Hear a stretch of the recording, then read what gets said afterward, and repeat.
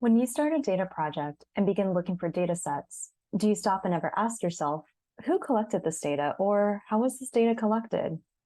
It turns out collecting data isn't just grunt work, but it can actually impact lives.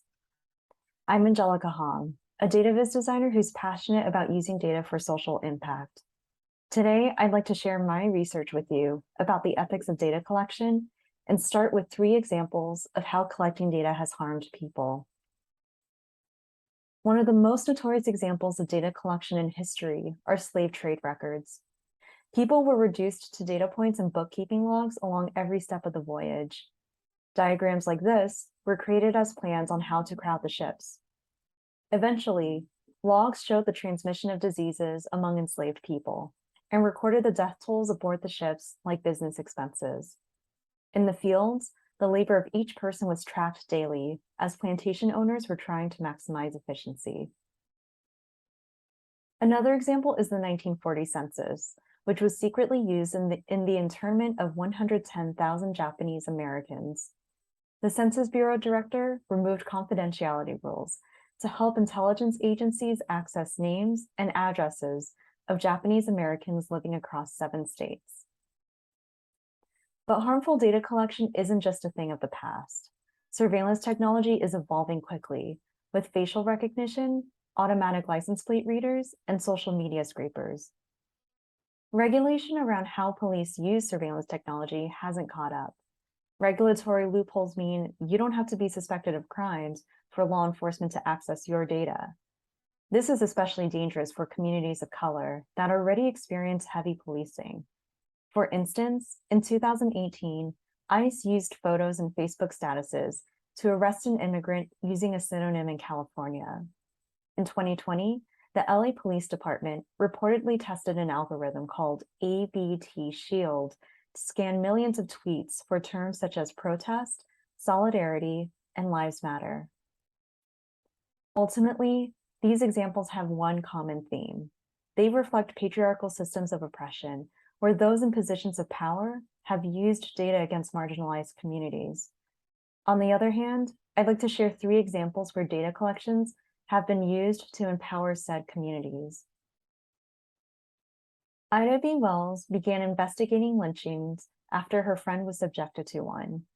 She discovered that lynchings were usually planned days ahead for reasons like registering to vote or for being too successful. This led to her publishing 2 reports about her findings in 1892 and 1895. In 1900, sociologist W.E.B. Du Bois displayed 60 groundbreaking data visualizations based on data he and his team at Atlanta University had collected. Both of their contributions made visible a wide spectrum of Black experience and became the roots of Black data activism.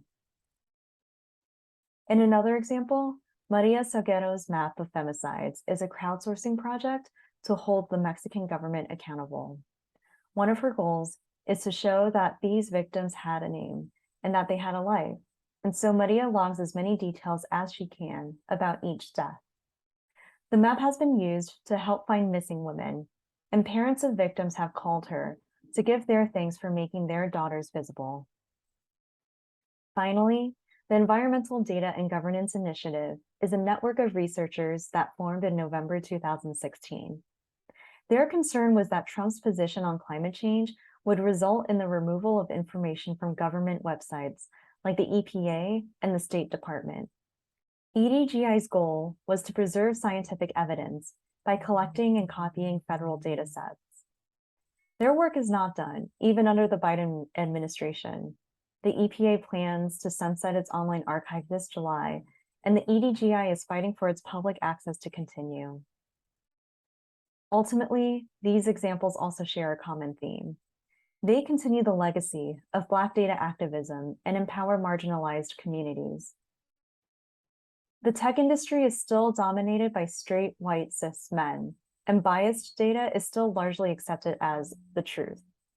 Today's justice leaders are challenging this notion by showing how biased data feed into the algorithms that power the tech around us. About 6 years ago, AI in a Google online photo service organized photos of Black people into a folder called Gorillas. 4 years ago, a researcher at a New York startup noticed that the AI system she was working on was egregiously biased against Black people. Not long after, a Black researcher in Boston discovered that an AI system couldn't identify her face until she put on a white mask.